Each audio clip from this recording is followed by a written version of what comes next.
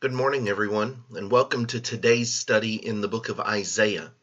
Today we are in Isaiah chapter 15, and we're actually going to do chapters 15 and 16 together because they are short chapters, but they are also connected chapters.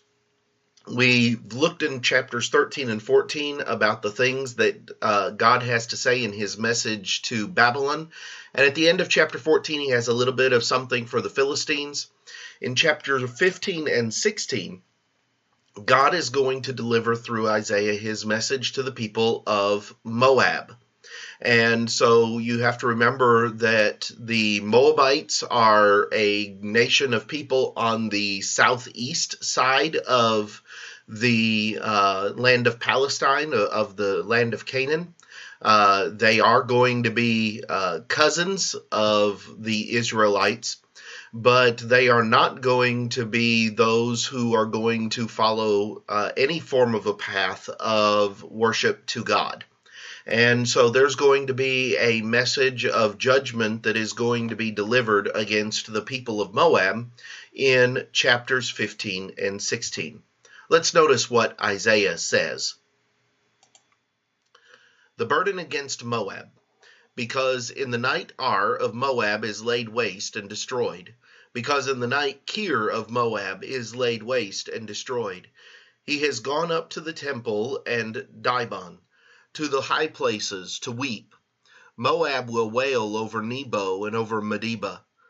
On all their heads will be baldness, and every beard cut off.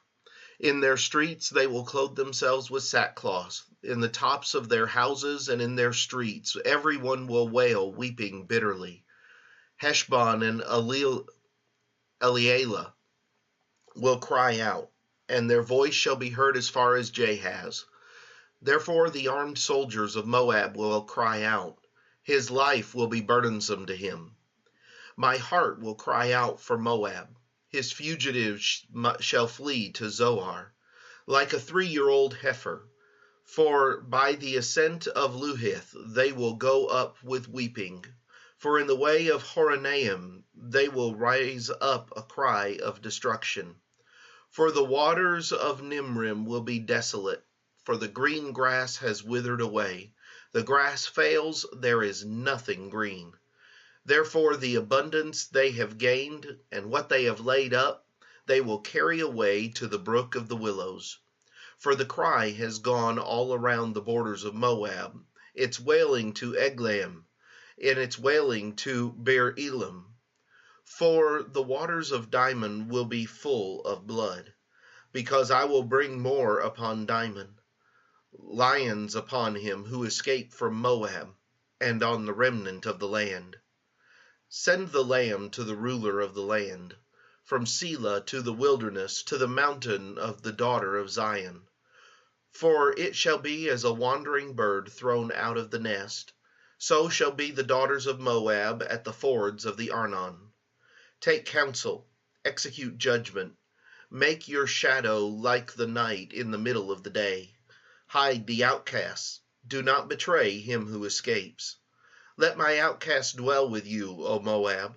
Be a shelter to them from the face of the spoiler, for the extortioner is at an end. Devastation ceases. The oppressors are consumed out of the land. In mercy the throne will be established, and one will sit on it in truth, in the tabernacle of David, judging and seeking justice and hastening righteousness. We have heard of the pride of Moab. He is very proud, of the haughtiness and his pride and his wrath, but his lies shall not be so. Therefore Moab shall wail for Moab, everyone shall wail. For the foundations of Kir-Hareseth you shall mourn, surely they are stricken. For the fields of Heshbon languish, and the vine of Sibmah.